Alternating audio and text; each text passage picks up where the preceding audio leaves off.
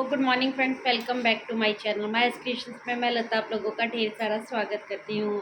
तो फ्रेंड्स, कल मैंने एक ब्लाउज़ कट किया था और ब्लाउज़ कट करने के बाद मैंने स्टिचिंग भी की, बट उसके बाद फिर मैंने वीडियो नहीं बनाई क्योंकि एक तो फ़ोन ही फुल हो जाता है ना जब हम वीडियोस बनाते रहते हैं। तो एक तो ये बात थी, दूसरा मुझे ये था कि जितना ज़्यादा से ज़्यादा मैं काम कर पाऊँ तो उतना ही अच्छा रहेगा, क्योंकि ये नेक्स्ट डे मुझे देना था, यानी आज के दिन मुझे इसको रेडी करना ही करना है।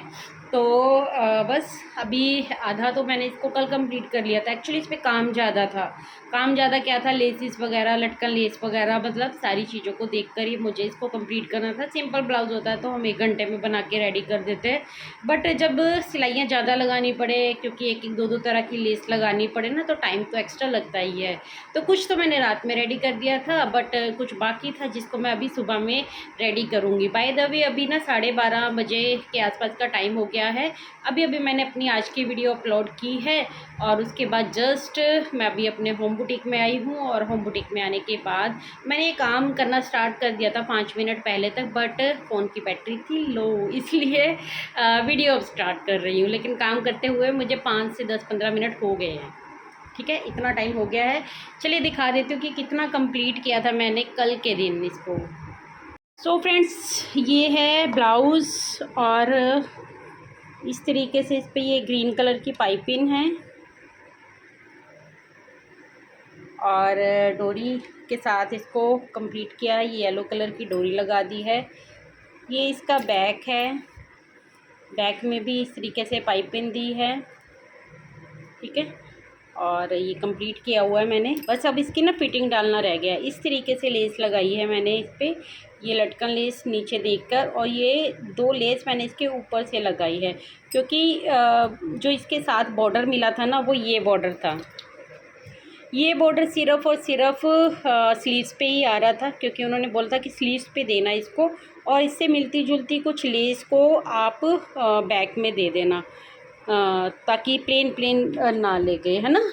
जिनका भी ये है उनको हल्दी फंक्शन में डालना है, तो इसको थोड़ा और अच्छा बनाने के लिए, ताकि देखने में और प्यारा लगे ये ब्लाउज़। ये देखिए मैंने मिक्स किया है लेस को, है ना। ये लेस मेरे पास रखी थी गोल्डन कलर की, और इस तरीके की लेस मैंने ले ली ताकि इससे और इससे कुछ कंट्रास्ट इसका बन पाए। आई थिंक काफ़ी हद तक ये मैच हो गई है।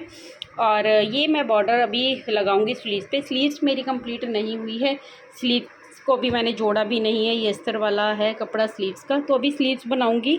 स्लीव्स के ऊपर मैं पहले ऐसे पाइपिंग देकर और फिर इसको बॉर्डर को लगाऊंगी, और साथ में ये लटकन वाली लेस पे लगाऊंगी, बट ये लेस उसके ऊपर नहीं लगेगी, ये बॉर्डर रहेगा। तो बस अभी मैंने फिर ये जो लेस है ये बैक पे भी इस तरीके से दी है, और ये देखिए ये फ्रंट पे भी दे दी है, क्योंकि इस लेस का ना टुकड़ा बच रहा था थोड़ा, तो मुझे ऐसा लग रहा था कि आगे का सामने का बिल्कुल प्लेन क्यों रखना, अगर हम इस तरीके से इसको दे देते हैं तो ये और अच्छा लगेगा, है ना। तो इतना टुकड़ा वैसे भी कोई काम नहीं आना था, और थोड़ा अच्छा खासा लुक आ जाएगा इसका। यहाँ से थोड़ा सा कम पड़ रहा था, तो मैंने इस तरीके से इसको घुमा दिया है यहाँ पर लेस को। ये लेस वो है जो लटकन लेस के ऊपर थी, ये लेस मैंने इसको दबाकर इसके ऊपर से लगाई थी। तो बस अभी मैं इसकी फ़िटिंग डालूँगी, स्लीव्स अटैच करूँगी, और साथ साथ में हम अपनी सिलाई से रिलेटेड बातें भी करेंगे।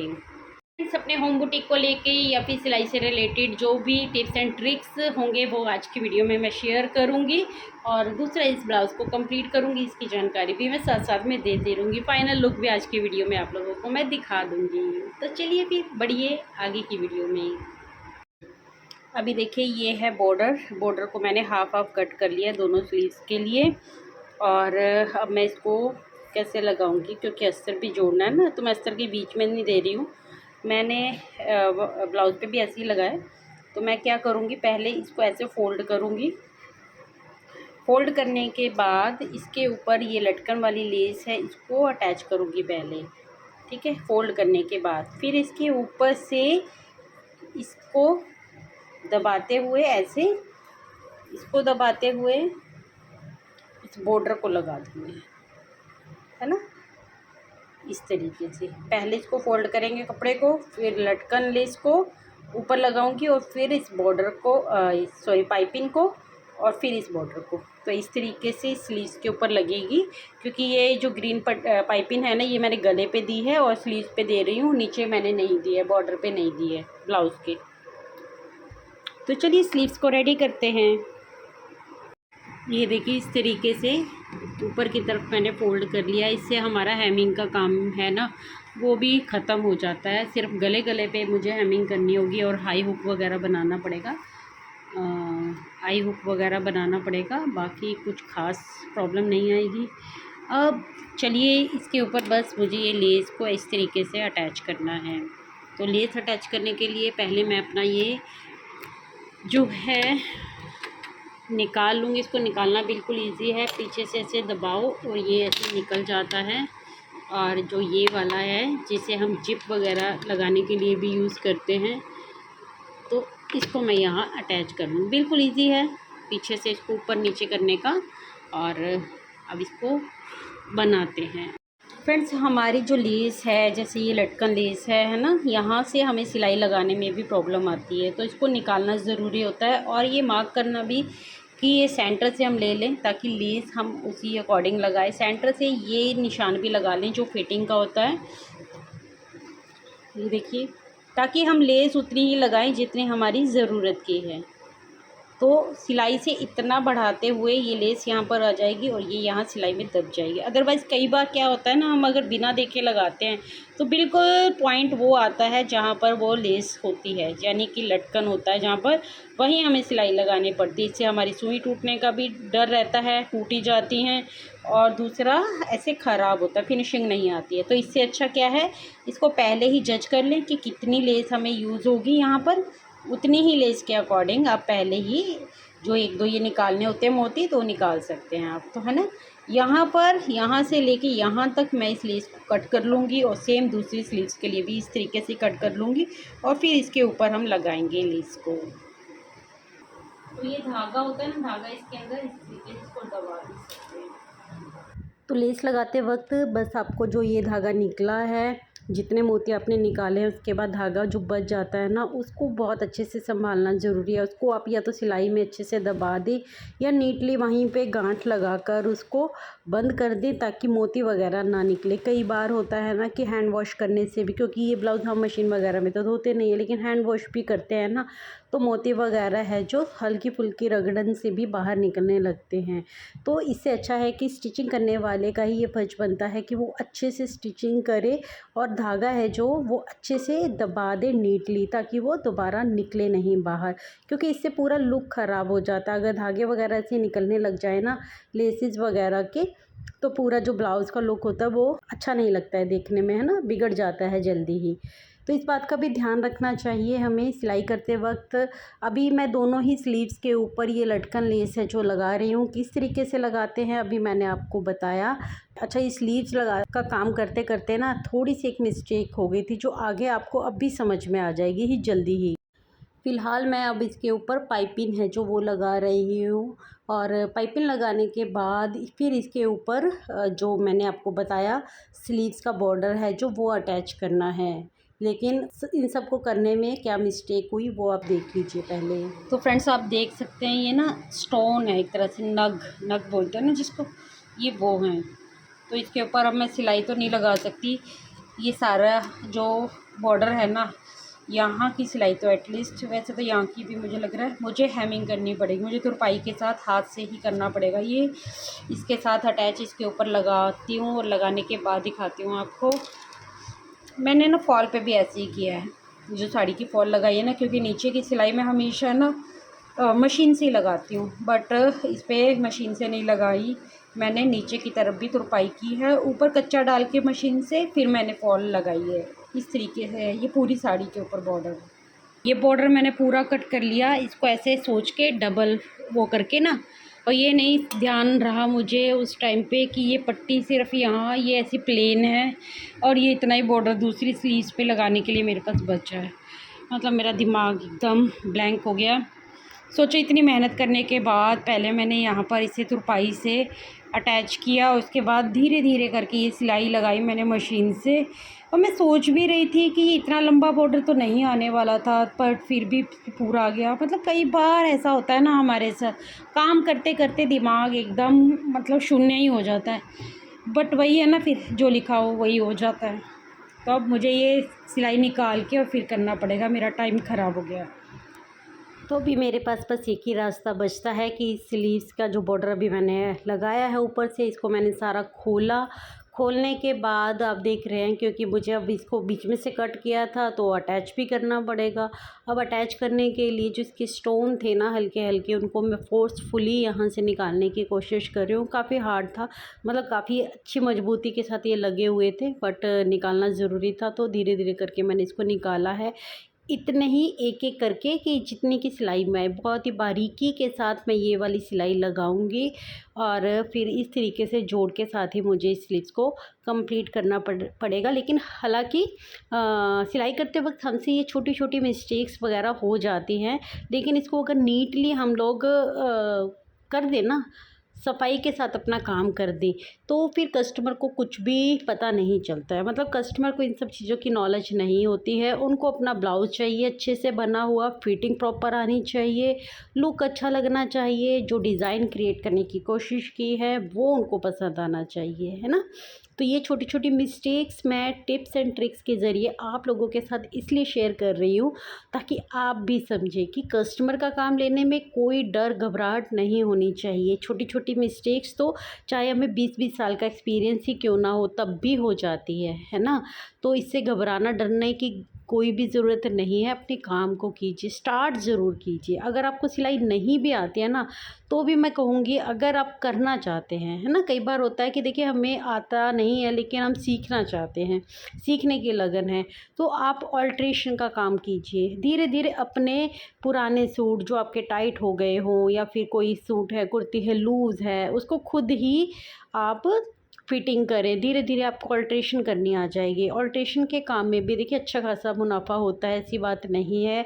मैं खुद भी करती हूँ, साथ ही में मैं ले लेती हूँ। अभी जिन कस्टमर का मैं ये ब्लाउज़ बना रही हूँ ना, तो उन्हीं के 2 कुर्तियाँ हैं जो अल्ट्रेशन के लिए आई हुई हैं।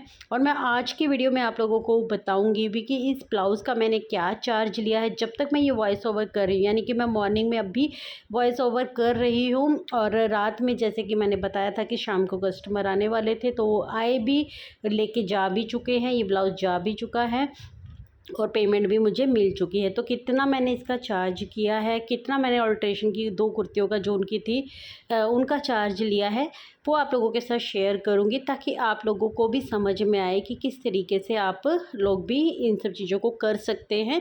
लगाते लगाते ना एकदम पक सी गई, तो मैंने एक पे तो हाथ से लगाई थी, लेकिन जब बाद में मुझे लगानी पड़ी तो मुझे लगा कि एक बार ट्राई करने में क्या जाता है।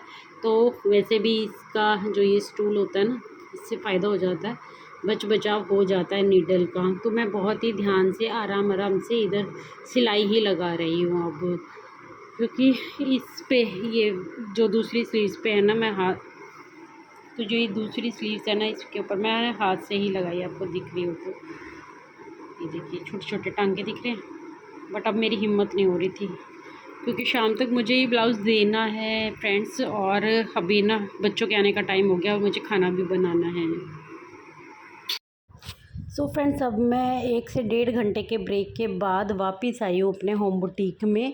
काम अधूरा मैंने बीच में छोड़ दिया था, क्योंकि बच्चों के आने का टाइम हो गया था, लंच मुझे बनाना था। तो लंच बनाने के बाद, करने के बाद, वैसे तो मैं ज़्यादातर यहाँ पर एक छोटी सी नैप कह सकते हो आप, लेकिन नींद तो नहीं आती है, लेकिन हाँ हल्की फुल्की आँख लग जाती है। 10 से 15 मिनट की नैप मैं ले लेती हूँ यहाँ पर, जब मुझे काम का कोई लोड नहीं होता है।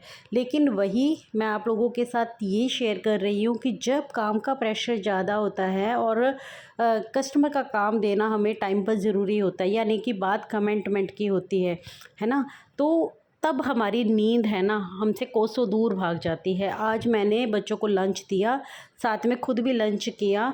फटाफट से लंच करने के तुरंत बाद ही मैं यहाँ पर बैठ गई हूँ, और क्योंकि फिर मुझे ये कंप्लीट करना है। और कंप्लीट ये ब्लाउज़ ही नहीं, सिर्फ कंप्लीट करना है, आपको पता है अभी इसके ऊपर तुरपाई भी करनी है मुझे, और जो हुक वगैरह का काम है वो भी करना है, टिच बटन, ये सब काम जो हेमिंग का काम होता है ये भी मुझे खुद ही करना है। अभी दूसरा मुझे ऑल्ट्रेशन की 2 कुर्तियाँ हैं उनको भी करके रखना है, तो ये काम मुझे करना है और कंप्लीट करके देना ही देना है। तो जब बात कमिटमेंट की आती है ना, तो फिर नींद, आलस सब कोसों दूर भाग जाता है। ये बात मैं इसलिए शेयर कर रही हूँ कि जो लोग कई बार कमेंट करते हैं ना कि आलस आता है, काम करने का मन नहीं करता है, गर्मियाँ जब आती है ना तो भी एक आलसपन अलग ही हवा में होता है, क्योंकि दोपहर में जब सब लोग जिनके पास काम नहीं होता ज़्यादा, तो देखिए उनके पास ऑप्शन नहीं होता, वो सुस्तियाँ मार लेते हैं, नींद भी आने लगती है। और ऐसी बात नहीं है कि हम थकते नहीं हैं, हमें सुस्ती नहीं आती या हमारा मन नहीं करता है आराम करने का, लेकिन जब काम का प्रेशर होता है ना तो फिर वो ऑटोमेटिकली अपने आप ही हट जाता है। नो डाउट काम कम है, शरीर को मन को आराम देना बहुत ज़्यादा ज़रूरी है, मैं अपनी हर वीडियो में बात करती हूँ, लेकिन जब काम होता है ना तो फिर अपने काम को भी सीरियसली करना बहुत ज़्यादा ज़रूरी है ना। जो आपने कमिटमेंट किया है कि आपने अभी ये काम देना है तो मतलब देना है।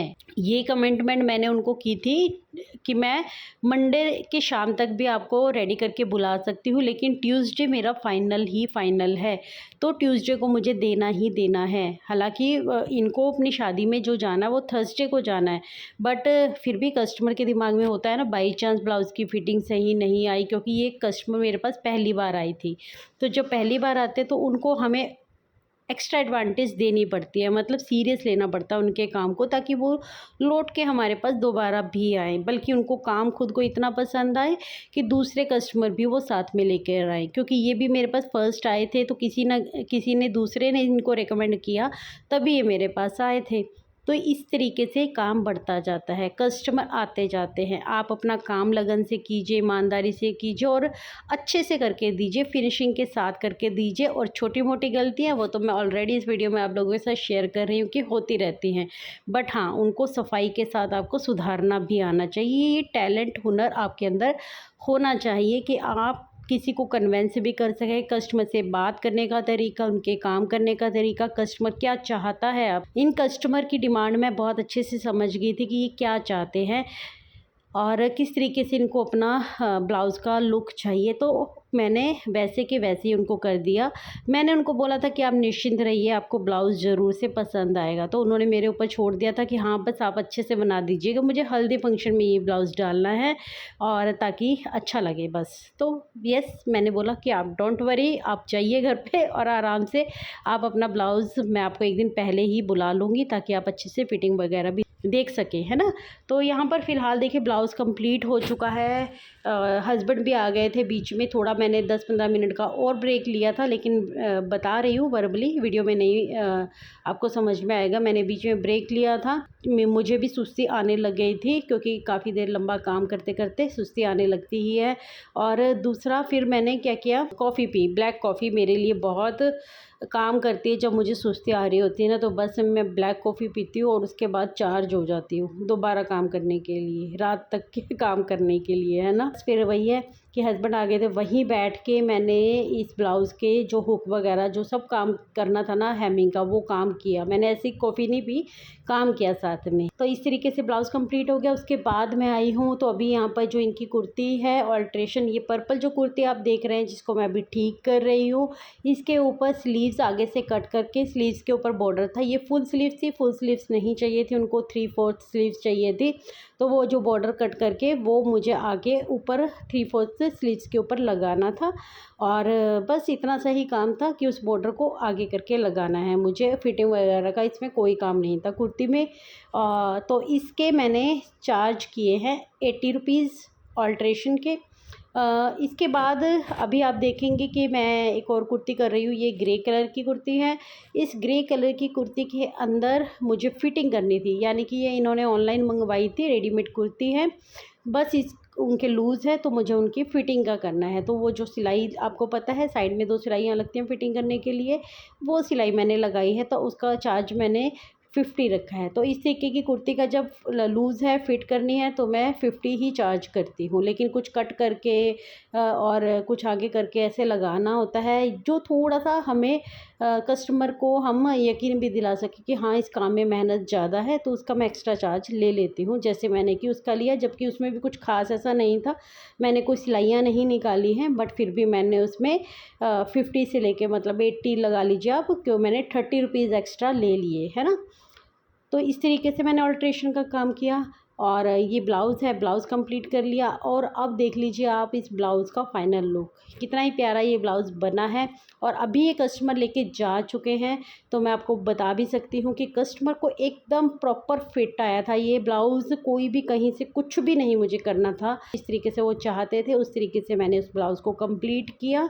और तो इस ब्लाउज़ का चार्ज मैंने टोटल 1100 लिया है। तो जो सब चीज़ों का टोटल मिलाकर है जो 1340 रुपीज़ बन गए थे, क्योंकि वो फर्स्ट टाइम आए थे। जिसमें मैंने देखिए लटकन भी खुद लगाए हैं, लेसिस वगैरह मैंने खुद लगाई है, लेकिन इतनी बहुत ज़्यादा कॉस्टली वाली लेसिस नहीं थी, ठीक पड़ी थी मुझे। तो ब्लाउज़ की मैंने 1100 और 80 रुपीज़ मैंने ऑल्ट्रेशन के, और 50 रुपीज़ भी ऑल्ट्रेशन के, और 110 रुपीज़ मैंने फॉल पीको के लिए, जिसमें से डिस्काउंट करके मैंने 1340 टोटल बने थे, 40 रुपये का डिस्काउंट कर दिया। ठीक है, तो इस तरीके से पूरा जो टोटल चार्ज बना था वो बना था 1340 रुपीज़ का, 1340 रुपये का। तो मैंने उनको बोला आप 40 रुपये रहने दीजिए, 1300 रुपये आप मुझे दे दीजिए, 40 रुपीज़ का आपको डिस्काउंट है। तो ये होता है एक तरह से कस्टमर से डील करने का तरीका, कि मैंने अपना अच्छे से चार्ज भी ले लिया है और उनको लगा कि मैंने उनको 40 रुपीज़ डिस्काउंट भी दे दिया है।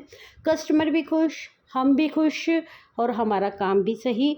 तो इस तरीके से मैं अपने काम को करती हूँ। ये वीडियो शेयर करने का मेरा एक ही मकसद था कि आप लोगों को समझ में आए कि कस्टमर से डील कैसे करते हैं, कस्टमर को समझते कैसे हैं।